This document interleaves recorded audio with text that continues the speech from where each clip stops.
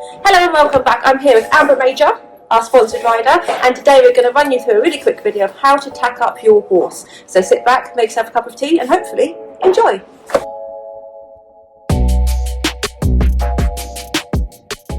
This is Amber. She's Amber Major Eventing and she is, surprise surprise, an inventor. And this is Howard, her lovely little ex-racer. So part one is going to be how to put on a bridle, and Amber is going to demonstrate that for us now. And then part two is going to be how to put on a saddle, which will be on a later video. So let's get cracking. Let's get cracking. So purely for safety, Howard's tied up in his stable. Before we start popping his bridle on, what we're going to do is he's popped through some baling twine that's just here. We've left him run through, but we're just going to undo it because we need to pop his head collar around his neck. And just in case he pulled back or panicked, what we don't want him to do is to hurt his neck or to snap his head collar or break anything. He's tied up enough that I'll be able to hold on to him if he pulls back, but not enough that he's going to hurt himself. Yeah. What we're going to do is just pop his reins and neck strap over his neck. Howard never goes anywhere without his neck strap. We're just going to put one arm around his face, take our bridle in your right hand, make sure your noseband, all your bits and twiddly bobs are out the way. We're going to just take his bit in just into the palm of your hand, just press it against his lips nicely. There we go. Now I always do your right ear first, just so I can then run my hand under his headpiece, make sure it's all sitting comfortably, so little sensitive soles don't have any ruffled forelock under there, and to make sure it's just clear of his ears, which incidentally are quite large.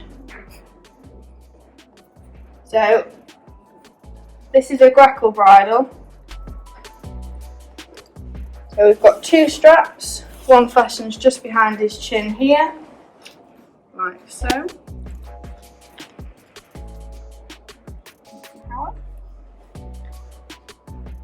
And this is the tricky bit, where we try and get it to sit centrally.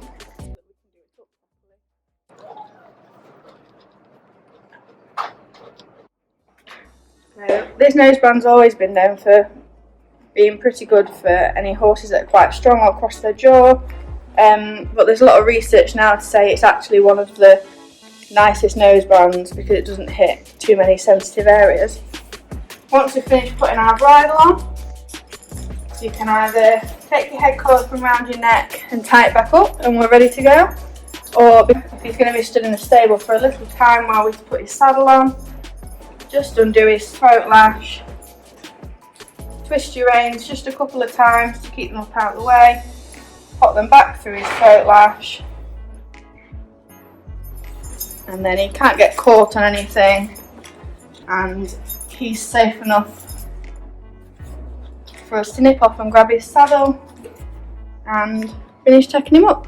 So that's a quick bridle putting on by Amber and the lovely Howard. So let's ask Amber some questions, shall we? Amber, what would you do if your horse, yes Howard, if your horse, for example, didn't want to have the bit in his mouth and threw his head up in the air when you're trying to put his bridle on? Any tricks for what to do there? So we've got a young horse that used to do this, and when offering her the bit, we used to just pop a sweetie in our hand as well, just so that she's so interested in the sweet, she just starts to forget that she can stick her head up like a giraffe, and we can't reach her. So anything to encourage your horse just to drop his head down, just focus on something else other than avoiding you putting the bit in his mouth. Obviously there could be a problem, so if he continues to throw his head in the air, it might be worth just having his teeth checked as well. Fab. Good stuff.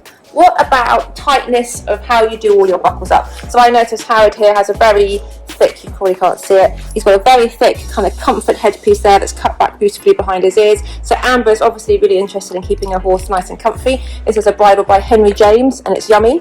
Can we see how lovely thick it is here?